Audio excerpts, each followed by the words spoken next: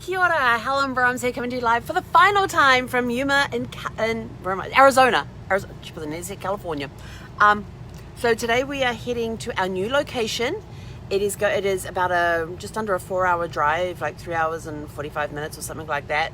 Plus there's going to be a stop along the way because Dateland happens to be on the way. So hopefully if it's not too hot, we can stop there, because apparently Dateland has these really cool date milkshakes.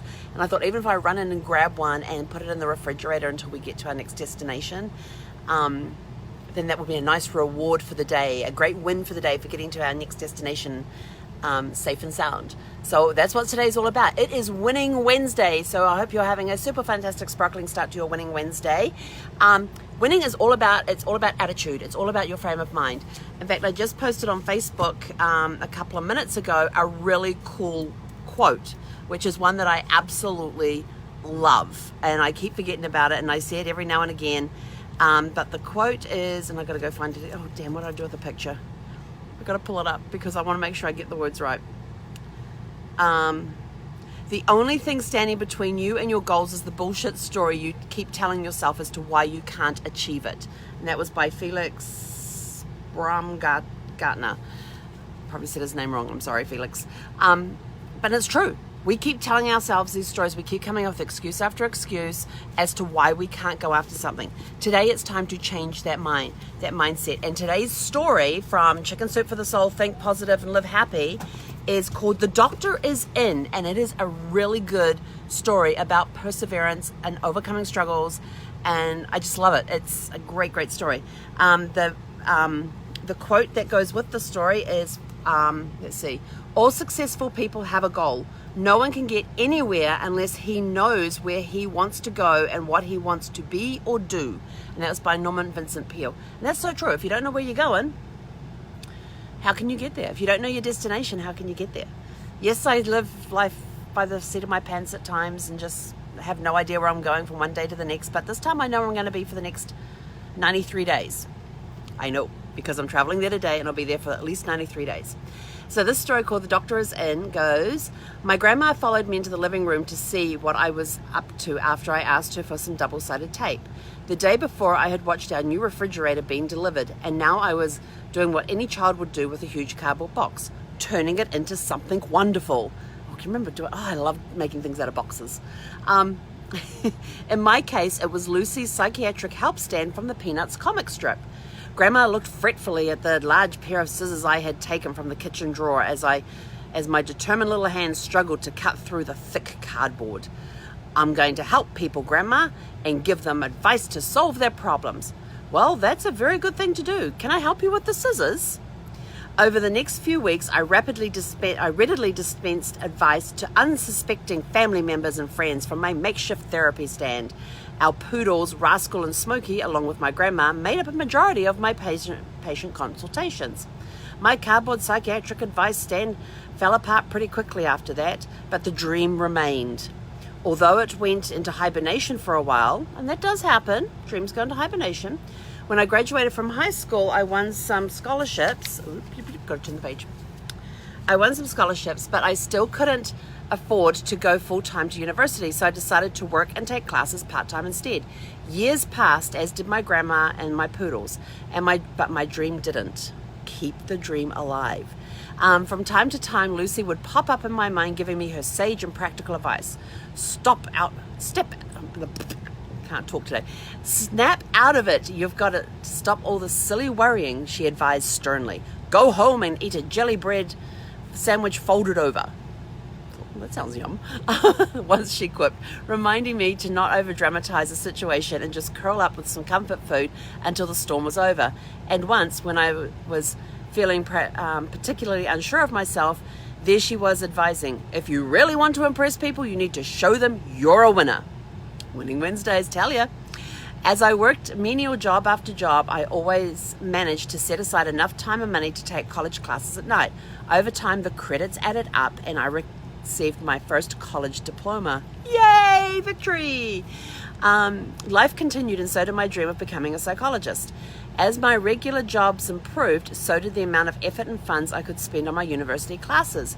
Before I knew it, another college degree had been completed. Yes! winning, yoo-hoo. And so it went, class after class, enjoying each one along the way to a fuller formal education. After working at various universities for years and loving every aspect of education, my 8th and final degree was completed. Woohoo! I had realized my dream of becoming a psychologist. Education is a lifelong process, and I managed to reach my goal over the years by taking one class at a time. Remember, we always say what's the first thing you do to go towards any goal is take your first step. My grandma would have been proud of the final result. When I graduated, a friend, one of the few who knew my inspiration from the comic strip, gave me a framed picture of Lucy hard at work in her makeshift office. I hung it on my office wall. Many people saw it and commented on how much they liked the iconic comic strip, but only Grandma and I know the whole story, and that's by Donna L. Roberts. So congratulations to Dr. Donna L. Roberts for achieving your goal of becoming a psychologist, even if it took you years and years and years to get there. But that's what it's all about. It doesn't matter, some people say, oh, it's a 4-year degree, and you think, oh yeah, I can snap this out in 4 years, but then life steps in. You can't always go after a 4-year degree in 4 years. Life will step in and upset the apple cart along the way. Yes, some people can get it done in 4 years, some people take longer. It doesn't matter. You keep the dream alive. You keep the goal alive. You keep taking one step at a time towards that goal. Keep moving forward. That is the best thing you can do, is just to keep moving forward. Because when you keep moving forward, that momentum is going to build and build and build, and eventually, think of a snowball, how it starts off really small and you roll it down the hill and it gets bigger and bigger and bigger, as it gathers more snow along the way. That's the same with your dreams and your goals. As you take that one step, and then you take the next. Yes, you may struggle at a step, but the second you get to that next step, that momentum is in motion. Keep the momentum going, because you will cross the finish line for whatever it is that you are striving to achieve. It's not a race. It is your race. Go into competition with yourself. Don't look at the person over there and go, oh, well, they have this, that, and the other thing. I want that too. No. Oh, I've got to do better than them. Yes, some people are driven by doing competition with others. I'm not. I'm always in competition with myself. How can I improve myself to make myself better? When I'm looking at my business goals and stuff, it's like, what did I do last month that I can improve on so I have a better month next month? I'm always challenging myself to strive and stretch further. And when I get that goal, it's like, yes, it's victory time. And that's what Winning Wednesdays is all about, is to celebrate those victories, no matter how small they are. It could be the fact that you've just taken the first step towards your goal. Yes, that's a victory. Celebrate it. Remember when Brad was going through chemo and all that other crap that he had to deal with? Every small, it didn't matter how big the detail, how small the recovery thing was. If we got over one medical challenge, we celebrated that, because now it meant we could move forward with his treatments, because there were times his treatments had to be paused in order to take care of a medical issue that had popped up. So it was sort of, we've got to got to keep the goals going, So we'd get rid of that medical issue. Bam! We celebrated that victory. His CA levels, which are the markers in the blood that tell you about the cancer in the body things. I don't fully understand them. What I just know is that his was supposed to be between 2.5 and 5, and his was at 42 when he was first diagnosed with rectal cancer. And after his first surgery, they dropped down to 2.5 and stayed there until he went on, which is a biological drug. He went on one of the biological drugs for psoriasis, and his numbers started going up, and they went up to 126 was his highest. And then we took him off the drug, and they started dropping down again.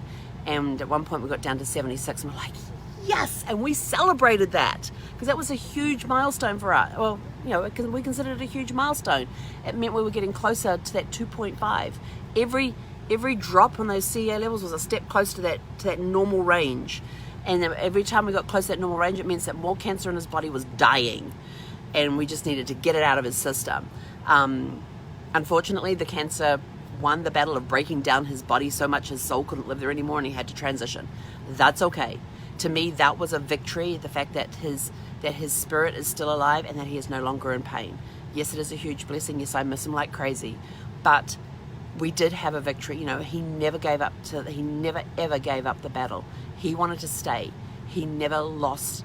He didn't lose his battle to cancer. Cancer broke his body so much his soul couldn't live there anymore. And that is not winning the battle. You know, they may have won the battle of the body, but they never ever broke his spirit. It was always a winning spirit, and I made sure he kept that frame of mind as best as I could. And when I was down, he would lift me up. When he was down, I would lift him up. It was a great team. We were never down together, which was very, very fortunate, because we could have gone down some dark hole very quickly, very easily. So I was very grateful for the fact that we were never down at the same time. There was always each other there to lift us up. But, you know, celebrate those victories. There are, you know, it doesn't matter how small the victory is. You know, you've got to have a surgery in order to get a full recovery. You know, you've got a medical challenge going on that's going to require multiple procedures and treatments and everything else, and you get through that first medical procedure or that first treatment. Yes, it's one step closer to full recovery, and you just keep taking it one step at a time. Sometimes it has to be a moment at a time, 10 seconds at a time, a minute at a time, whatever it is. Every time you get past that minute mark, if it's a minute, I've just got to get through the next minute, that is a victory. That is a victory, and it's worth celebrating. Now, some celebrations need to be way huge, and some just need to be small, but we always celebrate. So what are you celebrating today so that we can help, so we can join in the celebration with you? Please leave your comments in the comments below what your victories are for today. What are you celebrating today so we can celebrate with you? Have a super fantastic, sparkling rest of your winning Wednesday, and we will catch you guys later this evening from a brand new location. Hei konera.